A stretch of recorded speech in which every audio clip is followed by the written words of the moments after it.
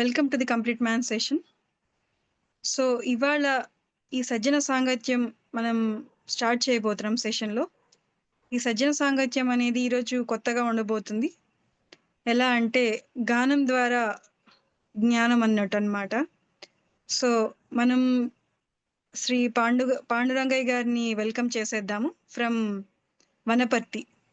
So sir welcome sir. Okay madam, thank you. నమస్తే. నమస్తే.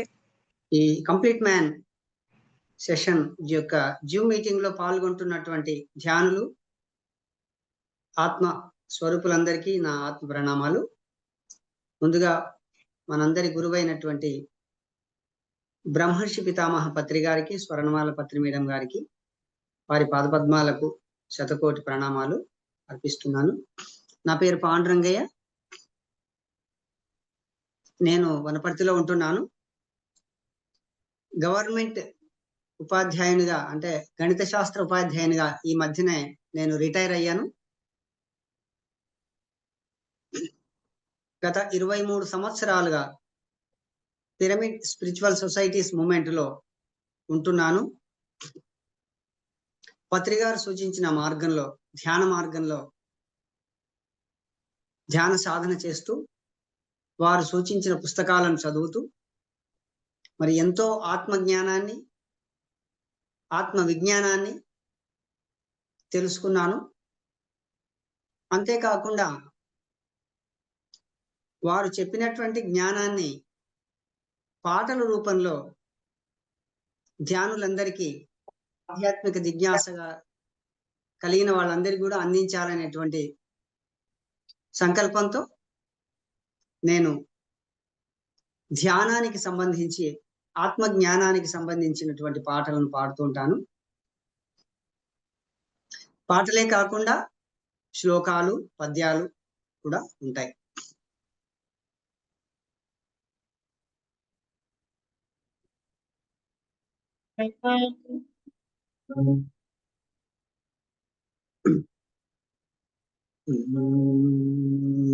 ముందుగా మనకు శ్వాస మీద ధ్యాస. ధ్యానం అంటే శ్వాస మీద ధ్యాస. ఈ శ్వాస మీద ధ్యాస గురించి మనకు ఎవరెవరు ఏం చెప్పారో మనం విందాం.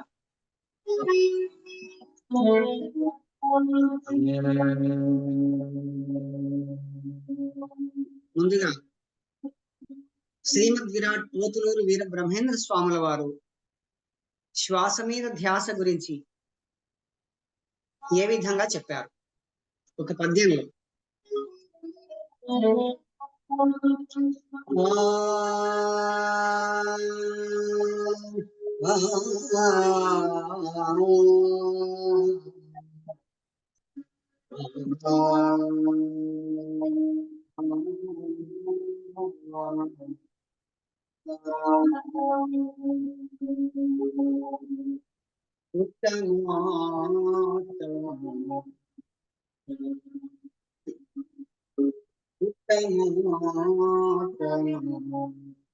శ్వాస నిశ్వాస పంతులరసి తాను బ్రహ్మమనుట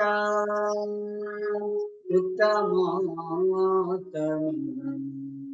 శ్వాస నిశ్వాస పంతులరసి తాను బ్రహ్మమనుట ముసుగులోన శివుడు ఒటగి కాళికాంబ హంస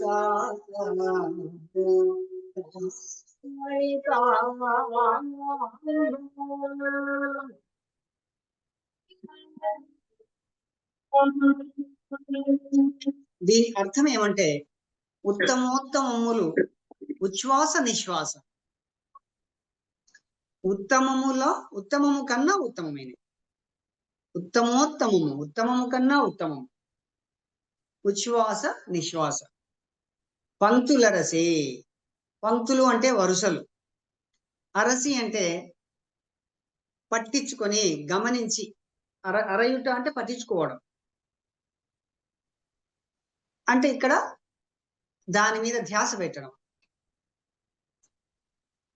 ఆ యొక్క ఉచ్ఛ్వాస నిశ్వాసల యొక్క పంక్తులను గమనించి తాను బ్రహ్మమగుట, అంటే ఉచ్ఛ్వాస నిశ్వాసలను గమనించడం ద్వారా తాను బ్రహ్మ అని తెలుసుకుంటాడు, అని తెలుస్తుంది. తాను బ్రహ్మని తెలుసుకోవాలి అంటే ఉచ్ఛ్వాస నిశ్వాసలను గమనించాలి అని స్పష్టంగా మనకు వీరబ్రహ్మేంద్ర స్వాముల వారు చెబుతున్నారు. ఇది కాస్త మనకు మరుగున పడి ఉన్నటువంటిది పద్యం. కానీ మనకు పత్రిగారు దీన్ని ఆ యొక్క మర్మాన్ని, రహస్యాన్ని బట్టబయలు చేసి సామాన్య ప్రజలందరికీ అందుబాటులో ఉండేటట్టుగా శ్వాస మీద ధ్యాస అనే పేరుతో అనే వాక్యాన్ని తెలుగులో తీసుకొచ్చి మనందరికీ అందించారు.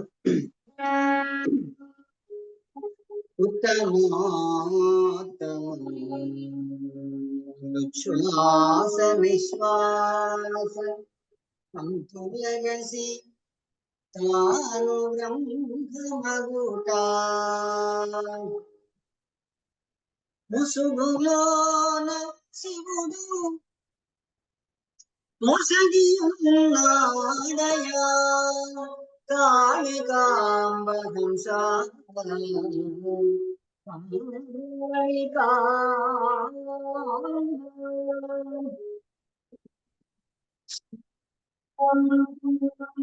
ముసుగులోన శివుడు పొసగి ఉన్నాడయా. అంటే పొసగి ఉండడం అంటే అమరి ఉన్నాడు, స్థితమై ఉన్నాడు, అక్కడ ఉన్నాడు. ముసుగులో అంటే మనస్సు అనే ముసుగులో, ఇక్కడ ముసుగు అంటే మనస్సు, శివుడు అంటే మళ్ళీ ఆత్మ, ఆత్మే భగవంతుడు. భగవంతుడు ఆత్మ రూపంలో ఉన్నాడు.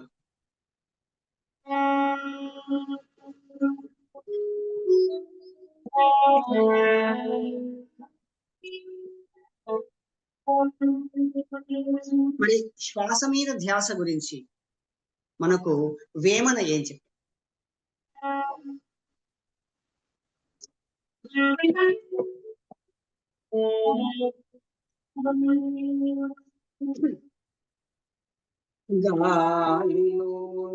గాలిలోన పుట్టి గాలిలోన పెరిగి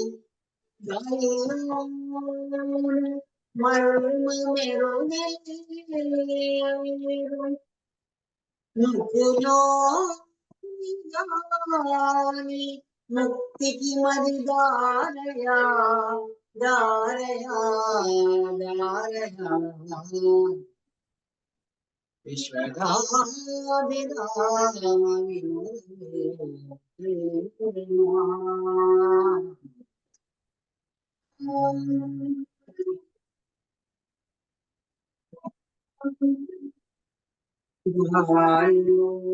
గాలిలోన పుట్టి గాలిలోన పెరిగి గాలిలోన మర్మమెరుగలేరు,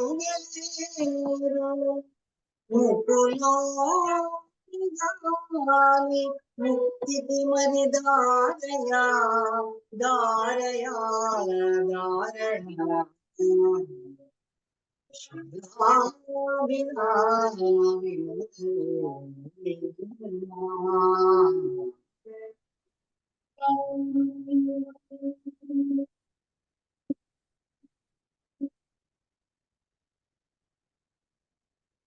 గాలిలోన పుట్టి గాలిలోన పెరిగి గాలిలోన మర్మం ఎరుగలేరు. ఇక్కడ గాలి అంటే శ్వాస. మనము ఆ శ్వాసతోటే పుడుతున్నాం. పుట్టినప్పటి నుంచే తల్లి కడుపులో శ్వాసను తీసుకుంటాం. గాలిలోన పుట్టి గాలిలోన పెరిగి గాలిలోన మర్మం ఎరుగలేరు. మర్మం అంటే రహస్యం.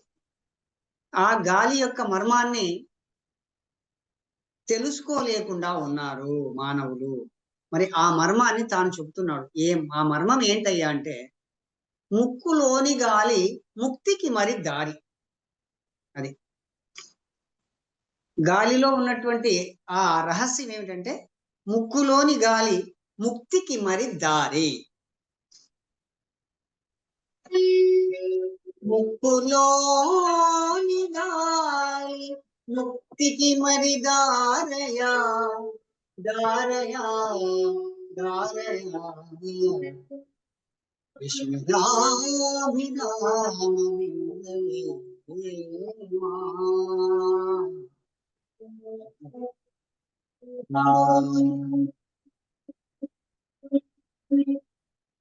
ముక్తికి దారి ముక్కులోని గాలి. ముక్తి అంటే విడుదల. ముక్తి అన్నా మోక్షం అన్నా ఒకటే, నిర్వాణం అన్నా ఒకటే. ముక్తి, మోక్షము, నిర్వాణము ఇవన్నీ ఒకటే. అంటే జనన మరణ చక్రం నుండి విడుదల, జన్మ పరంపర నుండి యోగ పరంపర నుండి విడుదల, జన్మ పరంపర నుండి విడుదల. అంటే మళ్ళీ మళ్ళీ బలవంతంగా ఈ భూమి మీదికి అంటే కర్మలు చేస్తూ ఆ కర్మలను అనుభవించడానికి మళ్ళీ జన్మలు తీసుకుంటూ మళ్ళీ మళ్ళీ పునరపి జననం పునరపి మరణం అన్నమాట. అంటే ఆ కర్మ తొలగేంత వరకు ఒకసారి జన్మ తీసుకున్న తర్వాత కర్మ ప్రారంభమవుతుంది. అది ప్రతి జన్మకు కర్మ అనేది పెరుగుతూ పెరుగుతూ పోతూ ఉంటుంది జ్ఞానం వచ్చే వరకు. మరి అలా ఆ ఒక జన్మలో చేసిన కర్మను మనము ఆ కర్మ ఫలితాన్ని అనుభవించడానికి మళ్ళీ ఇంకో జన్మ ఎత్తడం, మళ్ళీ ఇంకో జన్మలో ఇంకా కొంత కర్మ చేయడం, అలా ప్రతి జన్మలో కూడా కొంత కొంత కర్మ పెరిగిపోతూ ఉంటుంది. మనము ఒక జన్మలో చేసిన కర్మను మరు జన్మలో కొంత మాత్రమే అనుభవిస్తాము, మిగిలినది సంచిత రూపంలో ఉంటుంది అక్కడ బ్యాలెన్స్. అలా ఆ సంచితం అనేది జన్మలకు పెరుగుతూ పోతుంటుంది. కొన్ని వందల జన్మల వరకు ఆ యొక్క సంచితం అలాగే ఉంటుంది. ఎందుకంటే అప్పుడే మానవుడు జ్ఞాన మార్గంలోకి రాడు, ఎన్నో జన్మలు ఎత్తాలి. ఎలాగంటే భగవద్గీతలో చెప్పినట్టుగా బహూనాం జన్మనామంతే జ్ఞానవాన్ ప్రపద్యతే సర్వమితి సమహాత్మా సుదుర్లభః. బహూనాం జన్మనామంతే జ్ఞానవాన్ ప్రపద్యతే సర్వమితి సమహాత్మా సుదుర్లభః. అంటే బహూనాం జన్మనామంతే అంటే మానవుడు అనేక జన్మలు ఎత్తిన పిమ్మటనే జ్ఞానవంతుడు అవుతాడు.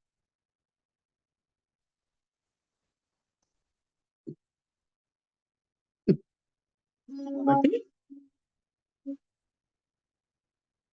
ఎన్నో జన్మల తర్వాత మానవునికి ఆత్మజ్ఞానం తెలుసుకోవాలి, ఆత్మను గురించి తెలుసుకోవాలనే జిజ్ఞాస కలుగుతుంది. కొన్ని జన్మల్లో అనేక కర్మలు, చెడు కర్మలు ఎక్కువగా చేస్తూ తమో గుణంలో రజో గుణంలో ఎక్కువగా కర్మలు చేస్తూ మళ్ళీ ఆ కర్మలన్నీ కూడా సత్వగుణంతో జన్మించినప్పుడు ఆ కర్మలన్నీ కూడా అనుభవిస్తూ అప్పుడు కర్మ ప్రక్షాళనం తర్వాత అప్పుడు ఈ ధ్యాన మార్గంలోకి మానవుడు వస్తాడనమాట. అప్పుడు మరి ముక్తి కావాలి, నాకు మోక్షం కావాలి అని కోరిక కలుగుతుంది. అప్పుడు మరి ఆ ముక్తికి దారి ఏదయ్యా అంటే ముక్కులోని గాలి అని తెలుసుకుంటాడు పెద్దల ద్వారా, యోగుల ద్వారా, అనుభవజ్ఞుల ద్వారా. ముక్కులోని గాలి ముక్తికి మరి దారయా దారయా దారయా విశ్వనాభిరామ వినుతవేమా.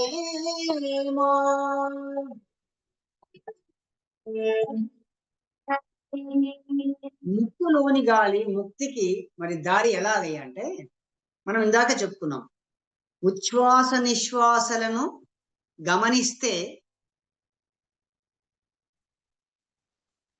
తాను ఈ శరీరం కాదు ఆత్మ అని తెలుస్తుంది. ఉచ్ఛ్వాస నిశ్వాసలను గమనించగా మనకు ఆత్మ యొక్క అనుభవం కలుగుతుంది. అది మనకు వీరబ్రహ్మేంద్ర స్వామి వారు చెప్పారు.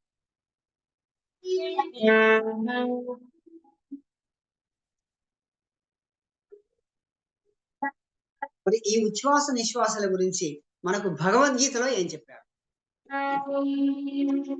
ఉపానే జుహ్వతి ప్రాణో ప్రాణే ప్రాణం తథాపరి ప్రాణాపాన గతి ప్రాణాయామ పరాయణ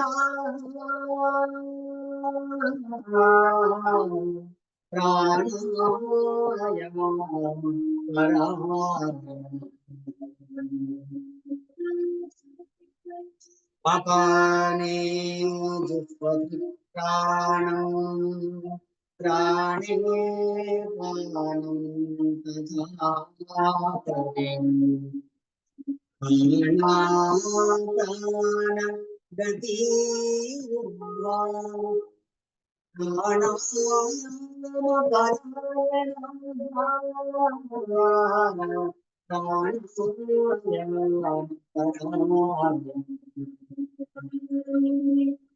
అపానే జుహ్వతి ప్రాణం. అపాన అంటే నిశ్వాస, విడిచే గాలి. జుహ్వతి అంటే కలపడం. ప్రాణం, ప్రాణం అంటే ప్రాణవాయువు, విడిచేగా పీల్చే గాలి, ఆక్సిజన్. అపానే జుహ్వతి ప్రాణం ప్రాణే పానం తథా పరే. ప్రాణే అంటే ప్రాణవాయువు, అపానం అంటే మళ్ళీ అపానవాయువు, విడిచే గాలి. పీల్చే గాలిని విడిచే గాలికి కలపాలి. మరియు తథా అంటే మరియు, పీల్చే అపానే, అపానే అంటే విడిచే గాలి. విడిచే గాలిని పీల్చే గాలికి కలపాలి, పీల్చే గాలిని విడిచే గాలికి కలపాలి అని దాని అర్థం అన్నమాట. మళ్ళీ చూద్దాం. అపానే జుహ్వతి ప్రాణం. అపానే అంటే విడిచే గాలి, జుహ్వతి అంటే కలపడం, ప్రాణం అంటే ప్రాణవాయువు, పీల్చే గాలికి కలపడం. విడిచే గాలిని పీల్చే గాలికి కలపడం. ప్రాణే ప్రాణం తథాపరి. మరియు పీల్చే గాలిని విడిచే గాలికి కలపాలి. కలపడం అంటే ఎలాగా? ఒక చేత్తో ఏమైనా కలుపుతామా పట్టుకొని? శ్వాసను మనం ఎలా చేత్తో పట్టుకోలేం కదా. మనసుతో, మన మనసుతోటి మనం పట్టుకోవాలి దాన్ని. రెండు కళ్ళు మూసుకొని వేళ్ళల్లో వేళ్ళు పెట్టుకుని చేతుల్లో చేతులు పెట్టుకుని పాదాలు రెండు క్రాస్ చేసుకొని ఈ విధంగా కళ్ళు మూసుకొని మనం ఆ ముక్కు యొక్క ఇక్కడ ఈ భాగంలో ఇక్కడ మనకు ఆ యొక్క శ్వాసను మనం గమనించినట్టయితే ఆ గమనించడమే శ్వాసను పట్టుకోవడం. దానినే మనకు బ్రహ్మర్షి పత్రి గారు శ్వాస మీద ధ్యాస అంటున్నారు. అపానే జుహ్వతి ప్రాణం ప్రాణే ప్రాణం తథాపరి ప్రాణాపానగతి ప్రాణాయామ పరాయణాః ప్రాణాయామ పరాయణాః.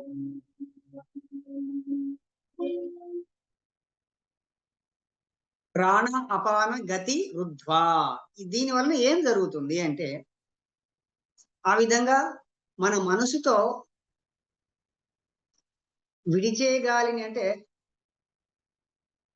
మన మనసుతో ఆ శ్వాసను గమనిస్తేనే ఉచ్ఛ్వాస నిశ్వాసాలను గమనిస్తేనే రెండింటిని కలపడం అనేది సాధ్యమవుతుంది.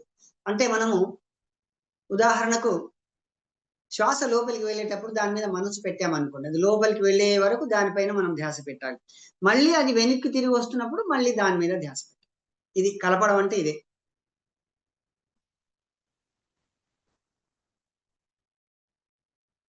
పీల్చే గాలిని విడిచే గాలికి కలపడం, విడిచే గాలిని పీల్చే గాలికి. ఈ విధంగా చేయడమే శ్వాస మీద ధ్యాస. శ్వాస మీద ధ్యాస పెడితేనే ఇది జరుగుతుంది. అంతా ఒకటే. వేమన అన్నట్టుగా కుండ కుంభమన్న కుండ పర్వతమన్న నొదటి నాదే భాషలితు వేరు పరతత్వమొక్కటే ఒక్కటే ఒక్కటే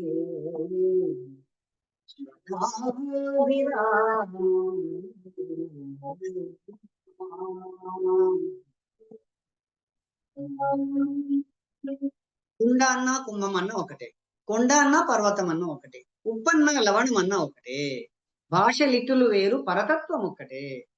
అంటే ఆ యొక్క పరతత్వాన్ని, ఆ యొక్క ఆధ్యాత్మిక రహస్యాన్ని, ధ్యాన విద్యను ఎవరెవరు ఏ విధంగా ఎలాంటి పదజాలంతో చెప్పినా అందులో ఉన్న సారము, తత్వము, జరిగే పని, దాని ఫలితంగానే అంతా ఒకటే. సాధనా మార్గము ఒక్కటే, అది శ్వాస మీద ధ్యాస పెట్టడము. మరి అపానే జుహ్వతి ప్రాణం ప్రాణే పానం తథాపరే. ఆ విధంగా చేస్తే ఏం జరుగుతుందంటే ప్రాణాపాన గతి రుద్ధ్వా. గతి అంటే వేగం, ప్రాణ అపాన. ప్రాణ అంటే ఉచ్ఛ్వాస పీల్చే గాలి, అపాన అంటే నిశ్వాస విడిచే గాలి. ఈ రెండింటి యొక్క వేగము తగ్గుతుంది. అంటే శ్వాస యొక్క వేగము తగ్గుతుంది. మనం శ్వాస మీద ధ్యాస పెట్టడం ద్వారా శ్వాస యొక్క వేగము తగ్గుతుంది. అంటే మనం నిమిషానికి తీసుకునే శ్వాసల సంఖ్య క్రమంగా తగ్గుతుంది. మానవుడు సగటున నిమిషానికి 15 సార్లు శ్వాసిస్తాడు. అది క్రమంగా తగ్గుతూ చివరికి శ్వాస చిన్నదైపోతూ భూమధ్యంలో మన దృష్టి నిలుస్తుంది. అప్పుడు అక్కడే మనకు ఆత్మ ప్రత్యక్షం. 2 కనుబొమ్మల మధ్యన 3వ కన్ను, దివ్య దృష్టి, దివ్య నేత్రము, అదే ఆత్మానుభవం, ఆత్మ యొక్క విస్ఫోటనం జరుగుతుంది.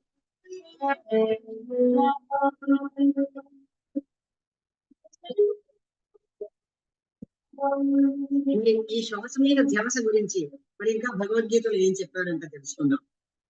సమం కాయ శిరో గ్రీవం ధారయచనార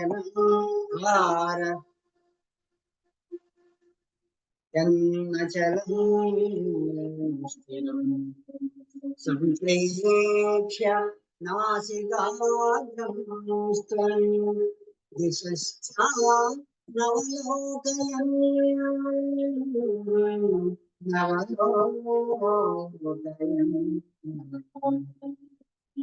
సమం కాయ శిరోగ్రీవం. సమం కాయ శిరోగ్రీవం అంటే సమం అంటే సమానంగా, ఒకే లెవెల్లో, అంటే చక్కగా నిటారుగా. కాయము అంటే ఈ యొక్క భాగం, మొండెము, మనం కూర్చునే స్థలం నుంచి ఇక్కడి వరకు, మెడ భాగం వరకు. సమం కాయ. మనం కింద కూర్చున్నప్పుడు నడుము భాగం నుండి మెడ భాగం వరకు కాయము, మొండెము అంటారు దాన్ని. కాయం అంటే ఇక్కడ మొండెము. శిరో గ్రీవం. శిరో అంటే శిరస్సు, గ్రీవం అంటే మెడ. సమం కాయ శిరోగ్రీవం అంటే మన వీపును చక్కగా నిటారుగా ఉంచి, మెడను చక్కగా ఉంచి, తలను కూడా చక్కగా ఉంచాలి. శిరస్సు, మెడ, ఈ భాగం సమానంగా ఉండాలి. ధారయన్ అచలం స్థిరం, కదలకుండా కూర్చోవాలి. సంప్రేక్ష్య నాసికాగ్రం స్వం దిశశ్చా నవలోకయం. నాసికాగ్రం అంటే ముక్కుకొన. ముక్కుకొన అంటే ముక్కుకొన అంటే ఇది కాదు, రెండు కనుబొమ్మల మధ్యన ఉండే ప్రదేశమే నాసికాగ్రం. అగ్రం అంటే పైభాగం. ముక్కు ఇక్కడ ప్రారంభమవుతుంది కాబట్టి అక్కడ దృష్టిని నిలపమంటున్నాడు.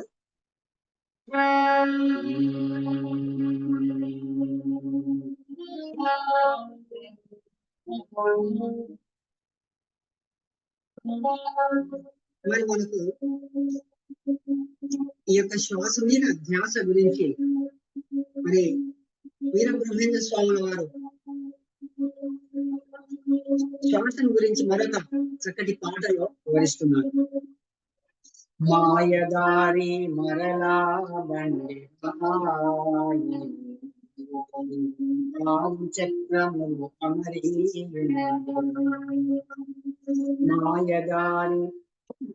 మాయదారి మరలా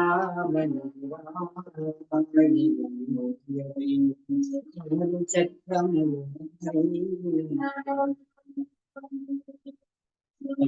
వింశతి తత్వములచే దశ విధములైన వాయువులచే సప్తధాతువు నవనాడులచే కలహలేతో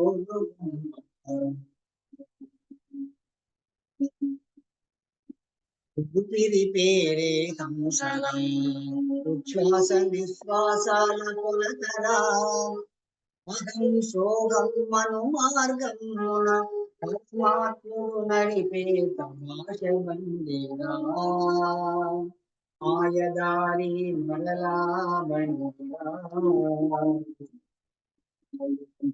ఆరు చక్రము ఇక్కడ శ్వాస గురించి మరి ఈ పాటలో మనం చెప్తున్నారు వీరబ్రహ్మేంద్ర స్వాముల వారు. ఊపిరి పేరే హంసరా. ఊపిరి అంటే శ్వాస. ఉచ్ఛ్వాస నిశ్వాసలను ఈ రెండింటిని కలిపి శ్వాస అంటారు, దాన్ని ఊపిరి అంటారు. ఊపిరి పేరే హంసరా. శ్వాసను ఆధ్యాత్మిక పరిభాషలో హంస అంటారు. ఉచ్ఛ్వాస నిశ్వాసాల కొలతరా. ఉచ్ఛ్వాస నిశ్వాసాలు అనేవి ఒక కొలతలాగా జరుగుతుంటాయి అన్నమాట. అహం సోహం అను మార్గమున పరమాత్ముడు నడిపే తమాష బండిరా. ఈ యొక్క శరీరము శ్వాస వల్లనే నడుస్తుంది. భగవంతుడు శ్వాస ద్వారానే ఈ శరీరాన్ని నడిపిస్తున్నాడు, శ్వాసలో ఉండి. చూడండి, ఊపిరి పేరే హంసరా ఉచ్ఛ్వాస నిశ్వాసాల కొలతరా. ఈ పద్యం చెప్తున్నప్పుడు కొంచెం వినపడట్లేదు ఒక్కొక్కసారి, అదొకసారి చెక్ చేసుకోండి సార్. అమ్మా మేడం, ఇది పద్యం చెప్తున్నప్పుడు కొంచెం వినపడట్లేదు, క్లియర్ గా దాని అర్థం చెప్తున్నప్పుడు బాగానే అర్థమవుతుంది, వినపడుతుంది, కానీ పద్యం చెప్పేటప్పుడు కొంచెం డిస్టర్బెన్స్ వస్తుంది. అవునా, అది నెట్వర్క్ ప్రాబ్లమా లేకపోతే? సరే చూద్దాం, ఈసారి చూద్దాం.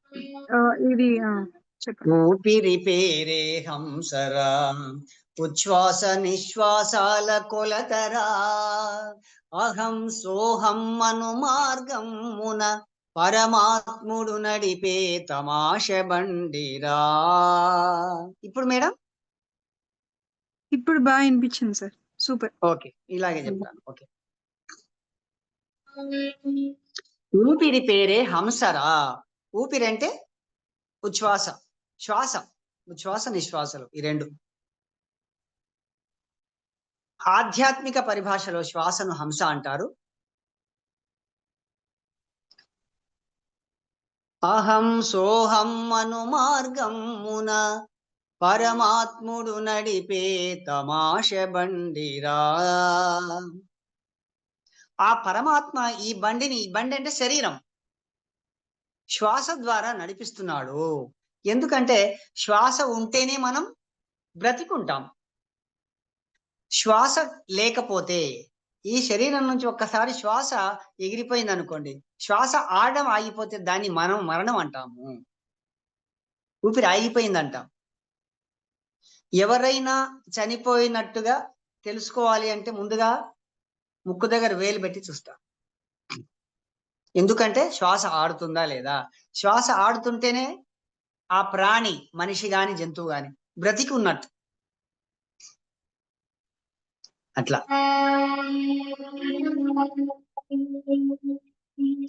ఆ పరమాత్మ శ్వాస రూపంలో ఈ శరీరాన్ని నడిపిస్తున్నాడు. పరమాత్ముడు నడిపే తమాష బండిరా.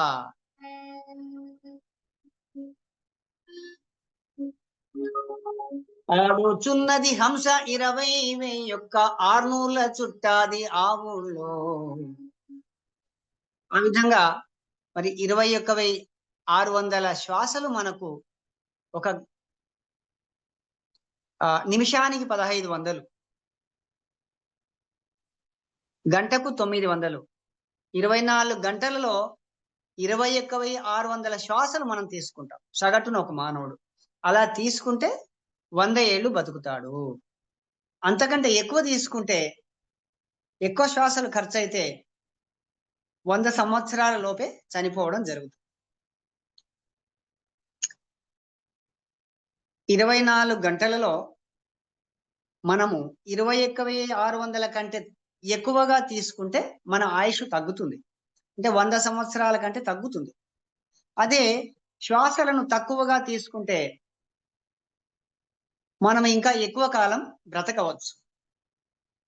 మన ఆయుష్ మన శ్వాసలే. ఇది ఒక గొప్ప ఆధ్యాత్మిక సృష్టి రహస్యం. శ్వాస విజ్ఞానం, శ్వాస రహస్యం. మన ఆయుష్ మన శ్వాసలే.